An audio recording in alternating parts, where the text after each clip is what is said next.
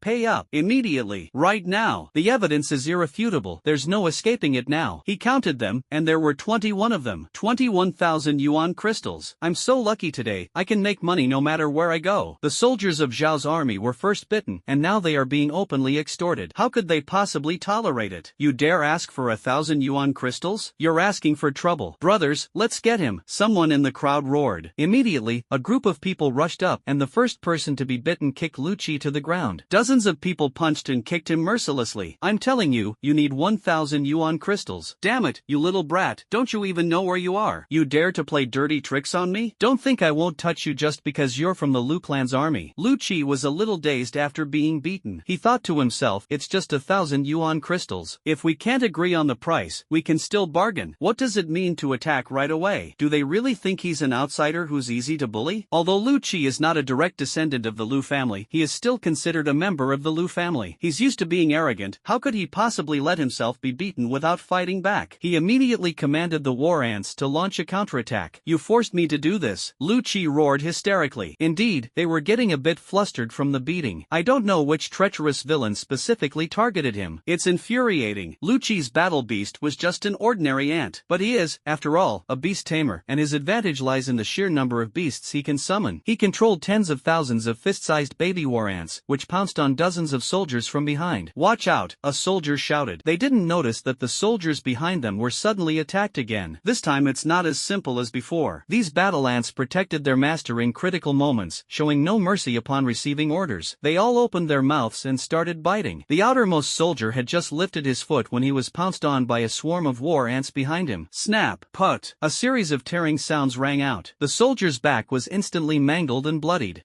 He pulled out his yuan crystal gun to retaliate, but before he could fire, a swarm of war ants bit off his neck. Blood stained the ground. The soldiers nearby, realizing what was happening, quickly drew their yuan crystal guns and opened fire. This is terrible. Someone has died. The soldiers in Lu's army who were originally walking at the front also noticed the commotion. However, no one has a good impression of Lu Qi. If you treat others with sincerity, they may not reciprocate in kind, but at least they won't go too far. But what about Lu Qi? He always acts so high and mighty, with his nose in the air. What does that even mean? Beast tamers are so great? What gives them the right to look down on people? People like this deserve to be taught a harsh lesson by society. They've already entered someone else's territory and still dare to openly extort money from them. If we don't beat them up, who should we beat up? Therefore, when more than 10 soldiers started to make things difficult for Lu Qi, no one took it seriously at first. If we beat them up, everyone can vent their anger. Moreover, everyone acted with restraint, and no one was killed in this place. Who would have thought that Lu Qi, this stubborn tough guy, would actually dare to use his war ants to kill people? And it happened in full view of everyone. Now the Lu family's army could no longer sit idly by. This has blown up. Someone rushed off to report it. The others can't just stand by and do nothing. They need to find Lu Qi as soon as possible. We must not let him fall into the hands of the Shao family soldiers, otherwise things will become even more complicated. It can still be said that the beasts instinctively protect their masters, and as long as some money is paid in compensation, there is still room for maneuver. But if Lu Qi is captured by them, things will be different. Judging from the current anger of the Shao family soldiers, they will probably just kill him alive. Sure enough, the men who were besieging Lu Qi felt a chill run down their spines when they heard the commotion behind them. In addition, the war ants have already begun to bite. Under the intense pain, many people couldn't help but resort to violence. Every move was aimed at Lu Qi's vital points. They were about to die. How could they possibly show mercy? Seeing that someone had been bitten to death, and with so many ants, they dared not linger. He had no choice but to pull out his Yuanjing gun and fight back while retreating. Yet one person was still bitten so badly that his intestines spilled out. The scene was bloody and gruesome. Almost all of the dozen or so people were injured, with 4 or 5 of them suffering extremely serious injuries, their hands and feet covered in blood and gore. The sound of the crystal gunshot instantly attracted the attention of nearby patrolling soldiers. Hundreds of soldiers rushed over and began firing their crystal guns at the ant swarm. At this moment, Lu Qi was knocked unconscious and was no longer able to control the battle ants. The battle ants were severely injured, which triggered their survival instincts as mutated beasts, causing them to indiscriminately attack anyone who approached them. 2 soldiers from Lu's army tried to rush up to save Lu Qi, but were attacked by dozens of war ants and were bitten in many places. The 2 cursed under their breath and immediately retreated. Not long after, 3 regimental commanders rushed over. What the hell is going on? Where is Lu Qi? Lu Rong was burning with rage and was almost out of control. A soldier surnamed Lu rushed over to report, "Commander, Lu Qi is trapped under a pile of war ants. We tried to pull him out, but the battle ants had completely gone out of control and were biting anyone they saw." When the commander of Zhao's army saw the miserable state of his soldiers, his face also turned extremely gloomy. Seeing half a leg sticking out from under the ant colony made my head buzz. "Lu Rong, you give me an explanation." Commander Zhao gritted his teeth, each word laced with malice. "So your kind advice just now didn't work, did it? Do you really think the Zhao family's good intentions are weakness? Who didn't fight their way out of the mutated beast tide? Let's deal with these war ants first, then we can sit down and talk slowly," Chen Outyan said, trying to ease the tension. "Quickly, send the injured brothers to the hospital. Clear out the war ants and rescue Lu Qi first." Chen Outyan immediately took charge of the overall situation. Right now, both Lu Rong and Commander Zhao are furious, and only he can keep the situation in check. These war ants are just not easy to deal with. They are extremely aggressive. If you shoot directly into the anthill, you will definitely hurt Lu Qi. For a moment, everyone was at a loss. Chen Outyan had no choice but to seek help from Lin Wanjiang, since he was a professional. "Leave these little ants to me," Lin Wanjiang said calmly. "Isn't this a piece of cake?" Lin Wanjiang emerged from the beast horde with wind lions and fire lions. "Everyone, move aside," Lin Wanjiang called out. Upon seeing the 2 war lions step forward, everyone quickly made way. The next instant, the wind lion let out a roar. A tornado swept through the ant colony, pulling them directly into its eye. However, the tornado's power was controlled perfectly, and Lu Qi remained unharmed, curled up on the ground. This move immediately amazed everyone. "I never expected to be able to play like this. This lion is actually skilled in wind attribute skills." skills. Looking at the surprised expressions on everyone's faces, Lin Wanjiang sighed inwardly. It seemed that everyone was really naive and had never seen anything like this before. This was just the beginning. Then, the fire lion appeared. It spewed out a powerful burst of flames, which were then engulfed by the tornado. In an instant, a giant fiery dragon spiraled up, its momentum overwhelming. Fire tornado. The audience was once again amazed. A war lion specializing in fire attributes? Wow, that's amazing. Wow, you can actually play like that? That's amazing.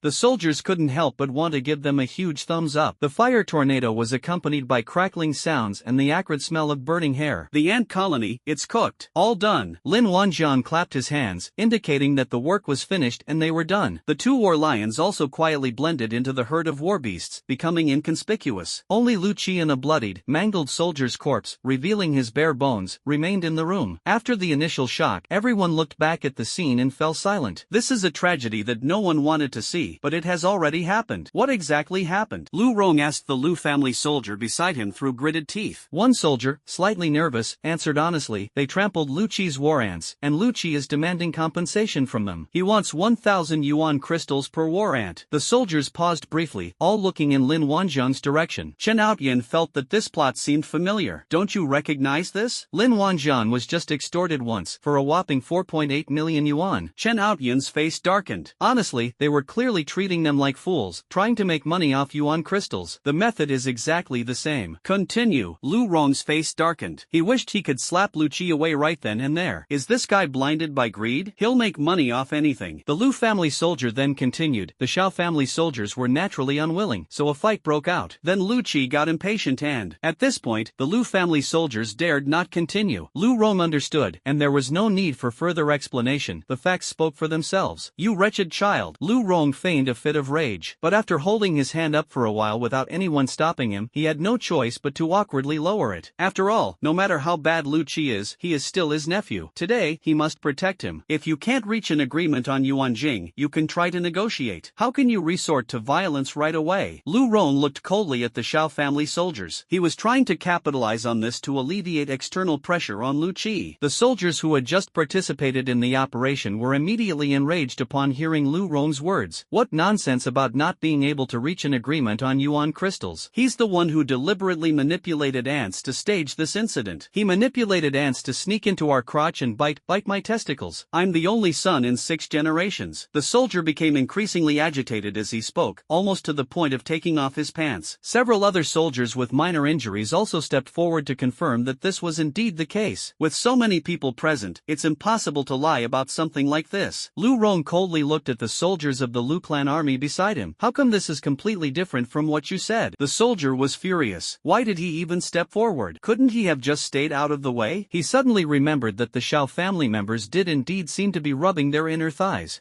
It seems they were indeed bitten by the war ants first before they stepped on them and killed them. At this point, even the soldiers of Lu's army dared not lie. It's useless to distort the truth in this matter. There's more than one witness, and the fact that someone was bitten is undeniable. Facts are facts. What are the consequences? What does it matter to him? They were just soldiers of the production and construction corps, not Lu's loyal followers. Hey Commander Lu, your nephew's ways of making money are a bit shady, aren't they? Don't you think I've seen this somewhere before? Chen Outyan said, his face darkening as he looked at Lu Rong. That 4.8 million isn't something you can just take away casually. Lu Rong felt extremely disoriented at that moment. The current issue hasn't been resolved yet, but Chen Outyan is bringing up old grievances. Lu Qi, that bastard, has finally been caught red-handed, and his methods were hardly any new. Even Lin Wanjiang himself wouldn't believe that there was absolutely nothing fishy about what happened that time. If Chen Outyan is still secretly colluding with the Xiao family, things will be even more difficult to handle. Let's settle Chen Outyan's matter first, then deal with the current problems. Lu Rong walked directly up to Lu Qi and pulled a crumpled, blood-stained piece of paper from his pocket. Brother Outyan, there may be a misunderstanding regarding Brother Lin's matter. I will take responsibility for it. This IOU is void. I hope everyone can let this go. After saying that, he lit the IOU in his hand and watched as the paper was engulfed by flames. When he burned the IOU, his heart ached as if it were being pricked by needles. This is a crystal worth 4.8 million yuan. Chen Outyan's expression softened slightly as he watched the IOU vanish into thin air, and he didn't say anything more. Lin Wanjiang stared silently at Lu Rong's performance without saying a word. In fact, things didn't turn out this way. It was completely beyond Lin Wanjiang's expectations. He originally only wanted the two sides to have a minor skirmish, just enough to wake Lu Qi up. I never expected expected that this bastard would actually go so far as to use such a vicious attack. He also bears some responsibility for this. He's not a god, and he couldn't accurately predict how things would turn out this way. However, since things have already come to this, he can only try to make amends. Lin Wanjiang fell into deep thought. Lu Rong breathed a slight sigh of relief when he saw that the matter was temporarily resolved, but the current situation was really giving him a headache. If no one had died, it would have been fine, but since someone has lost their life, that's troublesome. His head was buzzing. Commander Xiao, I am truly sorry for what happened. Lu Rong solemnly clasped his hands in apology to Commander Xiao. At the same time, he bowed deeply to the fallen Xiao family soldiers. I, Lu Rong, failed in my command. I will personally bear the compensation for this brother's death, and his family will be supported by our Lu family in the future. As for the medical and nutritional expenses of the injured brothers, I, Lu Rong, will take full responsibility for them. The tough guy Lu Rong actually bowed his head and took full responsibility. If Lu Qi were awake at this moment and saw this scene, he would probably feel somewhat emotional. Seeing that Commander Lu's attitude was sincere, the soldiers said no more. Commander Zhao's anger, which was about to erupt, subsided slightly. Fine, since Commander Lu is so sincere, my Xiao family isn't one to cling to pride. Hand over the person and we'll handle things according to the rules. Let's just leave it at that, Commander Xiao said coldly. Following the rules means paying with one's life for murder. Lu Rong's hands trembled slightly as he glanced at his nephew, who was still unconscious and whose face was contorted in pain, although he now wished he could slap him and send him flying. But after all, he is his nephew. Now that we've brought him out, we absolutely have to get him back safely. Commander Xiao, Lu Qi's mistake was unintentional. You saw those beasts' reactions just now. It was purely an act of protecting their master. Lu Rong's attitude was extremely humble. He was meticulous and grasped the key point. The battle ants eventually went out of control. It's plausible to say they were protecting their master. Both sides are responsible now, just to varying degrees. When it comes to fighting, it takes two to tango. If you're being blackmailed, you can report it and sit down to talk things over. It's unacceptable for a group to gang up on one person. Moreover, Lu Qi was seriously injured, with many broken bones and undoubtedly serious internal injuries. Lu Rong paused for a moment, then continued, for the sake of my Lu family, I'll let him go this time. I owe you a favor. Commander Xiao remained silent. This matter could have been a big or small issue, but they have more important collaborations to advance. Yuan Jing or. It's impossible for either side to fall out over Lu Qi now. Lin Wanjiang stood aside, seeing everything clearly. Lu Qi won't die today. He understood that both sides needed a way to save face, so he went along with it and played the role of the nice guy. As a fellow beast tamer, let me say a few words. Although Lu Qi and his brother did not act in a completely above-board manner, they have now received the punishment they deserve. This kind of accident is something none of us wanted to see. I am personally willing to donate 200,000 yuan to offer some spiritual comfort to our fallen and wounded brothers. Beastmasters are relatively rare, so let's spare his life and let him kill more mutated beasts on the border to earn some merit. As soon as Lin Wanjiang opened his mouth, even the shrewd Chen Outyan started playing the good guy. Old Xiao, Xiao Lin has a point. We have important matters to discuss here. Let's not let this cause any unpleasantness. Why don't we put it aside for now and let that kid redeem himself through meritorious service? Lin Wanjiang and Chen Outyan's words inadvertently paved a way out for Commander Xiao. Commander Xiao also took advantage of the situation and moved down the slope. Considering that Commander Chen and brother Lin pleaded for him, we can spare his life this time. Once he wakes up, he must come over in person to apologize. And you can't go back on what you just said. Commander Xiao turned to look at Lu Rong, his tone noticeably gentler. Upon hearing this, Lu Rong immediately grinned and said, definitely,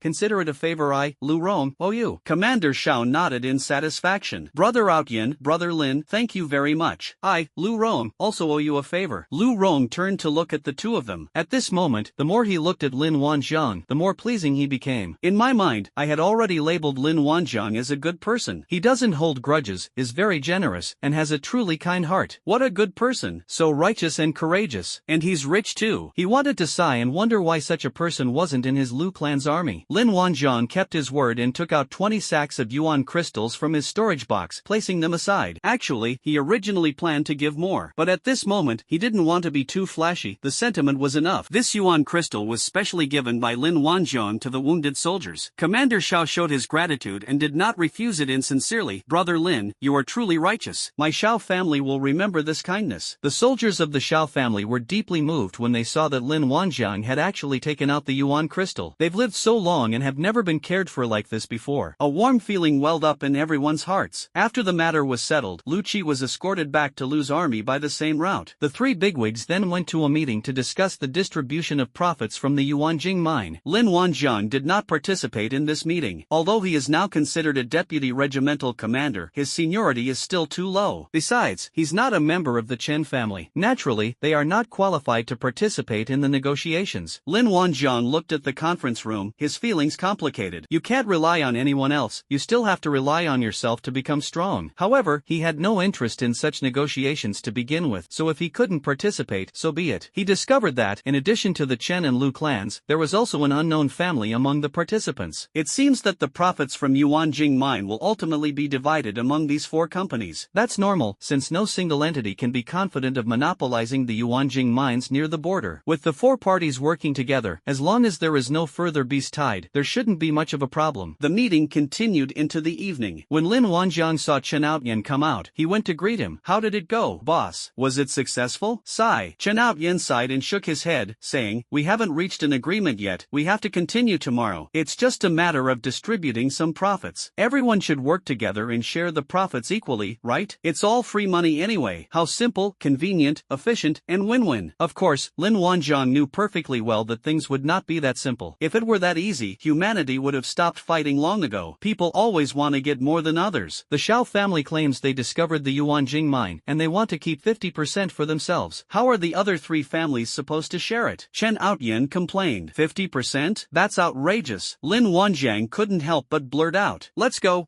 and rest first. We'll talk about it tomorrow. Chen Outyan waved his hand and said, the Yuanjing mine was indeed within the Xiao clan's defense zone, and it was they who discovered it. It's reasonable to give them a larger share, but for one company to take half is really an ugly thing to do. The other 3 companies would definitely not be happy. And so, today's meeting ended on a sour note. However, everyone has figured out each other's background to some extent, so it's estimated that an agreement can be reached tomorrow. Lin Wanjiang wasn't in a hurry. It didn't matter where he was. The next day, the bigwigs went to continue their meeting. Lin Wanjiang wasn't idle either. He used his spare time to control the dragonfly to scout around the map. I also took the opportunity to learn about the surrounding area. Sending his little dragonfly and big brother to explore the map has become part of his daily routine. He also saw the legendary Yuanjing mine. Yuanjing mine is located diagonally opposite the Xiao clan's defense zone, about a few kilometers away. It is an area consisting of several independent mountain peaks. It is situated almost entirely between mountains and the border. The amount of work involved in mining here is indeed considerable. Moreover, elemental crystals have a fatal attraction for mutated beasts. Various problems will definitely be encountered during the excavation. Half a day later, the bigwigs finally finished their meeting. The expressions on their faces when they came out clearly showed that they had reached a consensus. Has an agreement been reached? Lin Wanjiang asked proactively. Chen Outyan nodded with a smile. It's not bad. The Xiao family gets 40%, and the other 3 families each get 20%. The Xiao family will be in charge of the excavation work, while the Chen, Lu, and Su families will assist in ensuring the safety of the surrounding area. On the surface, the Xiao family only gave up 10%, but for this kind of Yuanjing ore, every additional share would result in astronomical profits. A 20% share is already considered very high. However, Lin Wanjiang's focus was not on the distribution ratio, but on the Su family. The Su family reminded him of Su Binghui in the southern district. Is this the Su family home of Su Binghui? Lin Wanjiang was uncertain. It's highly likely, but we can't rule out the possibility that they're just a large family with the same surname. But he had a vague feeling that this was the Su family. This is an intuition. What are our plans next? Lin Wanjiang asked for details. After a moment of contemplation, Chen Outyan said, starting tomorrow, the Chen, Lu, and Su families will each send a regiment to be stationed near the Yuanjing mine. Both the Lu and Su families will send regiments with regular formations, while our Chen family will send the 7th Artillery Regiment. Although the number of people is slightly smaller, we have already begun to transform, so we are not taking advantage of them. And what's more, you also have your war beast. In some respects, our 7th Regiment is even stronger. Lin Wanjiang's war beasts showed few clues, but just based on those 2 lions yesterday, who respectively possessed Wind Attribute Mastery and Fire Attribute Mastery, Chen Outyan's assessment of Lin Wanjiang's combat strength was raised to a whole new level. Go and inform the others in the group to come over as well. Wait, never mind, I'll go back myself and report on the situation here. You stay here with your men, Chen Outyan said, then headed straight back without lingering. Lin Wanjiang could only obediently stay behind with his men and focus on his cultivation. The benefits here are pretty good. The Xiao family soldiers were probably grateful for Lin Wanjiang's kindness and, in return, treated the Chen family's troops with exceptional friendliness. The food and drink alone were much more plentiful than those of other production and construction corps. At least on the surface, they are far superior to the Lu family. Lin Wanjiang and others truly experienced what it means to feel at home. The 4 families of Xiao, Xiao, Chen, Lu, and Su dispatched 4.5 regiments to the mountain where the Yuanjing mine was located. The reason it's described as 4.5 regiments is because the Su family and the Lu family each sent a full-strength regiment. The Xiao family dispatched 2 full-strength regiments. The Chen clan's 7th regiment had a total of just over 450 people, which, strictly speaking, wasn't even half a regiment. In terms of numbers, the Chen family is undoubtedly the one that slacks off the most. However, when everyone saw that each member of the 7th regiment was carrying a portable Yuan crystal cannon, clearly indicating that it was an artillery regiment, they didn't say anything more. Moreover, the 7th regiment also brought over 100 ferocious beasts, making them a formidable fighting force. Who could possibly find fault with them? The mobile force swayed and bumped along the way, and arrived at the foot of the mountain in about 20 minutes. Various mutated beasts have gathered here. They came in a large group of over 6,400 people, but the mutated beasts completely ignored them. The allure of elemental crystals to mutated beasts is indeed extraordinary. Upon getting closer, Lin Wanjiang used his spiritual eyes to see through the true nature of the Yuan crystal mine. It is certain that this mountain does indeed contain Yuanjing ore. In terms of scale, it can be considered a medium-sized crystal mine. The medium-sized Yuanjing mine is indeed worth the 4 major families mobilizing so many troops. This deal is a surefire way to make money. If it can be fully exploited, it will undoubtedly elevate the 4 major families to a new level. The 4 allied forces stopped at the foot of the mountain and began discussing how to clear the mutated beasts from the mountain. After all, there are probably still many mutated beasts hiding in the mountains. At the same time, how to start constructing defensive fortifications is also the most pressing concern for everyone right now. Seeing that there were several Earth Element Awakeners, Lin Wanjiang felt relieved, thinking that the defensive fortifications should not be a problem. As for the mutated beasts on the mountain, they are numerous and powerful, so it's not a problem for them. But how could Lin Wanjiang stand by and watch a group of strong, tough men bully a weak mutated beast? No way. He wanted to catch a few more mutated beasts. This is a golden opportunity for him to expand his team. Therefore, Lin Wanjiang, as a beast tamer, stepped forward and passionately declared, "Everyone, as beast tamers, it is my duty to deal with mutated beasts. Leave the task of clearing out the mutated beasts on the mountain to me."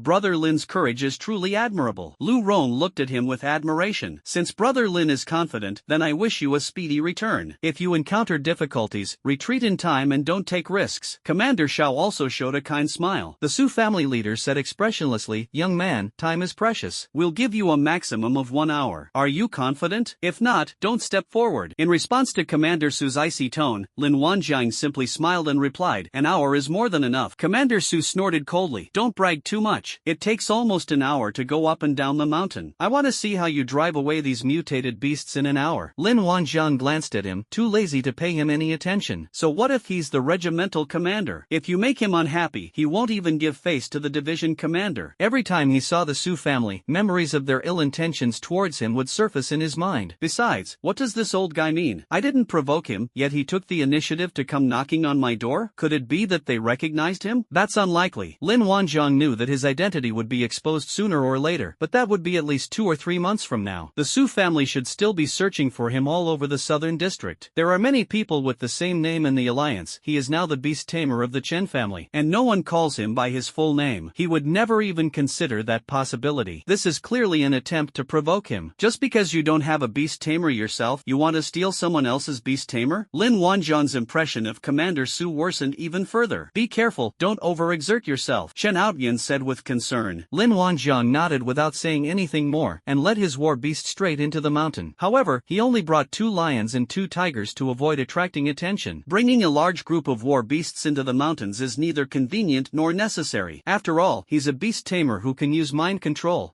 Arrogant. Commander Su couldn't help but sneer when he saw Lin Wanjiang enter the mountain with only 4 war beasts. He really disliked Lin Wanjiang and wished something bad would happen to him in the mountains. The reason is simple. Lin Wanjiang is a beast tamer, and he controls so many ferocious beasts. This made him extremely unhappy. His Su family simply didn't have it. Lin Wanjiang strode into the forest, carefully observing the skills of various small animals along the way, and using mental control to drive them away one by one. At this moment, Lin Wanjiang had mastered the crystal guidance technique quite well. He has been a level 1 beastmaster for some time now, and recently he has even shown signs of breaking through to level 2. Therefore, his skill control is much smoother than before. It also makes it easier to control one's mind. Driving away various small animals doesn't require much effort. At most, it just costs a few more elemental crystals. As Lin Wanjiang ventured deeper into the mountains, he discovered that the quality of the mutated beasts was becoming increasingly superior. Outside, all that could be seen were were small, mutated rabbits, frogs, and other small caroms. Now, one can see snakes, centipedes, and other poisonous insects and creatures. However, Lin Wanjiang had no interest in snakes, ants, centipedes, or other such minor creatures, nor did he want to control them. These things are simply not presentable. Moreover, he worried that if he frightened Lu Mu, what would happen if he stopped feeding his war beast in the future? He can't possibly have to feed his war beast army himself, can he? That would be too undignified. At this moment, Lin Wanjiang noticed a white mutated snake swimming ahead at an extremely fast speed. Lin Wanjiang is not Su Xian. He has absolutely no interest in the white snake. However, its ability to unleash poison mist caught his attention. Lin Wanjiang rushed over quickly. In terms of speed, he was not going to lose to a snake. After all, he was a cheat-like player who relied on the speed skill. As Lin Wanjiang approached, the snake immediately spewed out a large cloud of white mist, enveloping itself in preparation for an attack. This white fog looks no different from ordinary fog, and people who don't know it can easily mistake it for ordinary fog. But Lin Wanjiang knew that the fog was poisonous. How could the poison of a white snake that can spew poison mist be ineffective? If he had said it wasn't poisonous, he would have chopped it up on the spot. Poison? Oomph. What a coincidence, he happens to have toxin immunity. They didn't even bother to look at who Lin Wanjiang was. Under the sweeping gaze of the spirit eye, the white snake's figure had nowhere to hide. Lin Wanjiang reacted quickly, grabbing the white snake by its vital spot and lifting it up. It's quite plump, so it should make a mild soup, right? He muttered. Skill copy successful. As for the white snake, sorry, he neither likes spicy strips nor intends to use them to make soup. I used direct mind control to drive it away. The white poisonous fog is indeed quite interesting. It's a hallucinogenic toxin. Inhalation can cause hallucinations, but it is not fatal. Unfortunately, he has toxin immunity and can't experience what it feels like to be attacked by toxins. What does it feel like to hallucinate? Will we see the ground covered with little mushrooms? We can't let the enemy get too comfortable. Lin Wanjiang continued to venture deeper inside. Some wild boars have begun to appear. The mutated wild boars have an extremely high reproductive rate and their numbers remain large. He carefully selected 40 wild boars, choosing those with traits like charge, great strength, or strength and teeth. Overall, his skills are quite good. 40 wild boars are more than enough to form a small combat team. As for the remaining wild boars, Lin Wanjiang simply let them scatter on the spot. More war beasts aren't necessarily better. They must be of high quality. Otherwise, raising a bunch of wild boars would be useless except for feeding them. Lu Mu must be exhausted. Lin Wanjiang continued walking up the mountain and had already reached the mountainside. The exposed crystalline mineral veins have now been revealed. It seems this land was cleared by bombing. Near the Yuanjing mine, 2 large, striped tigers were lying down. Who says 2 tigers can't share one mountain? Isn't this a reflection of reality? Before the 2 tigers could react, Lin Wanjiang subdued them using mental control. One of them awakened the bite skill, and the other awakened the roar skill. Lin Wanjiang wasn't very interested in the bite skill. He can't fight with people while using his mouth. That's just too much. What intrigued him, however, was the roar. Why are all the skills awakened by these mutant beasts so strange? Skill copy successful. Roar, a sonic attack skill. Hey, this is pretty good. When the time comes, if I let out a roar, the sound will be absolutely deafening. That's an absolute master of showing off. Lin Wanjiang didn't linger and kept his eyes on the time. The current gains are far from enough. He then discovered a pack of wolves nearby. The wolf pack did not dare to attack Lin Wanjiang. With 4 tigers and 2 lions standing behind them, the wolf pack naturally dared not make any rash moves. Lin Wanjiang accepted all the wolf packs, regardless of their skill level. After all, they are considered to be in the upper middle range of the food chain, making them worth cultivating. A total of 56 were captured, including the Wolf King. The Wolf King awakened a water attribute mastery skill. Next, Lin Wanjiang tamed 10 mutated horses, 10 water buffaloes, 10 leopards, and 10 brown bears. The trip was very fruitful. This is the joy of being a beast tamer. Including wild boars, this expedition has already subdued over 100 mutated beasts. The number of war beasts has doubled. Although the quality of the battle beasts this time wasn't particularly outstanding, Lin Wanjiang was still quite satisfied. He continued climbing and found that the mutated beasts at the summit were becoming increasingly scarce. It's estimated that all the mutated beasts gathered there because the Yuanjing mine entrance was exposed on the mountainside. After confirming that all the mutated beasts had been driven away, Lin Wanjiang was preparing to return in triumph with his war beast minions. Just then, a fiery red figure flashed past not far in front of him and flew towards the Yuanjing mine entrance. Lin Wanjiang was startled. What is this thing? It was so fast that he didn't even see it clearly. He hurriedly led his gang of followers and followed after them. Lin Wanjiang moved extremely fast and soon arrived at the exposed Yuanjing mine entrance on the mountainside. At that moment, he was startled to spot a bright red pheasant in the distance. It should be a pheasant, right? It's just that it's much bigger. Lin Wanjiang was unsure, so he decided decided to just assume it was a pheasant. This fiery red pheasant is actually devouring yuan crystals. What shocked him even more was that the skill it awakened was Devour Evolution. Lin Wanjian was completely stunned. Devouring evolution? This pheasant is probably about to take flight. Could this be the legendary saying, start with a kuan and evolve entirely through devour? This truly shattered Lin Wanjian's worldview. He thought he was already quite skilled, but it turned out that this pheasant was the real expert. This was the first time he had ever seen a mutated beast with such a skill. Never mind, let's grab it first. Lin Wanjian noticed that the pheasant would occasionally glance in his direction, showing a high level of alertness. If he approaches rashly, it will likely escape. He had just experienced the pheasant's speed firsthand. Even he had some trouble keeping up. Once the chickens escape, he can only look at them with regret and longing. The distance between him and the pheasant is currently such that using mind control directly is not safe enough. To gain the strongest mind control over a mutated beast, you need to get as close as possible. The reason is simple. Lin Wanjian's level of mental control is not top-notch. Controlling small animals from a distance is fine, but when facing high-level, highly intelligent mutant beasts, close-range control is safer. This pheasant looked anything but ordinary. Its Devour Evolution skill alone made Lin Wanjian drool. He absolutely cannot allow any accidents to happen. Therefore, Lin Wanjian did not rush over directly to startle the birds. After a moment's thought, he quickly came up with an idea. After mentally rehearsing it, he began to back away. As he retreated, Lin Wanjian had already activated the teleportation. There is a short delay in teleportation, which is commonly referred to as the skill's aftercast animation. If the other party is alert, this becomes a small flaw. His stepping back bought him this time. Immediately afterward, Lin Wanjian vanished from his spot and instantly teleported to the side of the pheasant, where he swiftly activated his mind control. The movements were fluid and graceful. Hey, didn't expect that, did you? He even knows how to use a retreat as a tactic to advance. Lin Wanjian grinned. He stepped back to instantly disrupt the pheasant's alert rhythm. If the rhythm is disrupted, the pheasant will be momentarily stunned and unable to react immediately. The logic is simple. For example, if a Tibetan Mastiff suddenly adopts an attack posture towards you, your instinct is to run away, but it suddenly retreats. A normal person would not run away immediately, but would wonder why the Tibetan Mastiff suddenly retreated. Were you intimidated by your own domineering aura? In that moment of distraction, Lin Wanjian had already completed the teleportation and successfully taken control of the pheasant. The fiery red pheasant was enthusiastically devouring the yuan crystal when it suddenly trembled and was locked onto by Lin Wanjian's mental control. Fortunately, Yuan Jing attracted most of its attention, giving Lin Wanjian an opportunity to take advantage. The pheasant was completely unprepared for such a human skill and was captured immediately. It's a pity that it was cautious its whole life, only to be defeated by such a move. Are you cheating? Lin Wanjian cursed inwardly. Without delay, he immediately rushed forward to tame the beast. We can't let the pheasant that's already in our mouths get away. Devour Evolution, copy successful. From now on, just follow me. I can't guarantee what other food you'll get, but you'll definitely have plenty of yuan crystals. Lin Wanjian grinned. The fiery red pheasant responded with a crow, seemingly somewhat dissatisfied. The sound was melodious and pleasant, not at all like a rooster's crow, but rather had a hint of a phoenix's cry. Lin Wanjian was also quite surprised. This guy had evolved beyond what a normal chicken could be, obviously having devoured a lot of elemental crystals before. However, it is clear that it is developing in a stronger direction. It seems more appropriate to call it the Firebird now. This pheasant is entirely fiery red, with energy subtly flowing through its feathers. It looks quite imposing and extraordinary. Don't worry, I'm not lying to you. I have plenty of yuan crystals. You can use them as you like from now on. Upon hearing this, the pheasant seemed to finally relax and continue to focus on devouring the elemental crystals. Lin Wanjian ignored the pheasant and began to study the Devour Evolution skill. Devour Evolution, it can only devour elemental crystals, it cannot eat anything else. This immediately dispelled Lin Wanjian's idea of devouring everything. He held a yuan crystal in his hand and began to devour it. In an instant, the elemental crystal in his hand disappeared. He felt a pure energy flowing into his limbs and bones, nourishing his body. This feeling can only be experienced during cultivation. However, this absorption speed is much faster than cultivation. Although one can absorb elemental energy or free energy from the air during regular cultivation. However, it can only absorb about one elemental crystal per night. Of course, this does not mean that if the human body absorbs elemental crystals slowly, it cannot use elemental crystals to perform skills. When humans use their skills, they can absorb elemental energy through their bodies without any problems. Otherwise, Lin Wanjian wouldn't be able to teleport so easily. That would require consuming a lot of yuan crystals. Simply put, if your phone runs out of battery, plug it in to charge and it will work normally. But charging still needs to be done little by little. The principle is the same. Therefore, the conversion of primordial energy into bodily energy is not so simple. Moreover, during the absorption process, some of the energy from the original crystal will dissipate, making complete absorption impossible. Therefore, the amount that is actually converted into energy in the body in one night is estimated to be less than 1 yuan crystal. Lin Wanjiang has a deep understanding of this. The above is his situation based on the 5 Elements Academy's crystal guidance technique. Therefore, he always lacked passion for cultivation. Although he had been cultivating, he was always lukewarm. Anyway, he doesn't lack yuan crystals, he can use them to replace what he needs at any time. It's like having a portable power bank on your person. The crystal guidance technique at Huaxia Academy has been improved, allowing for faster energy absorption and conversion. But no matter how fast you go, it's impossible to absorb a yuan crystal instantly. Just like in the Rift, getting a god-tier item in 1 second is equivalent to 10 minutes of hard work and top-tier development for a jungler in 6 seconds. The Devour evolution skill is far more exaggerated. Another yuan crystal appeared in Lin Wanjiang's hand. He devoured it. The same feeling washed over me, as if I had been cultivating all night. Awesome! Their eyes sparkled, as if spring had arrived. He tried to devour multiple elemental crystals at once, but unfortunately, he was still swallowing them one by one at a leisurely pace. What a pity! Lin Wanjiang sighed inwardly. If he could devour them in batches at the same time, it would save him a lot of trouble. If I were to swallow this entire Yuanjing mine, I'd probably instantly become a super scion. Ultimately, he abandoned this unrealistic idea. Let's be down to earth and start with ourselves. The fact that it devoured 1 yuan crystal after another is already incredibly powerful. Lin Wanjiang held a yuan crystal in his hand, copying and consuming it simultaneously. At this moment, his group of war beast minions also arrived. Let's go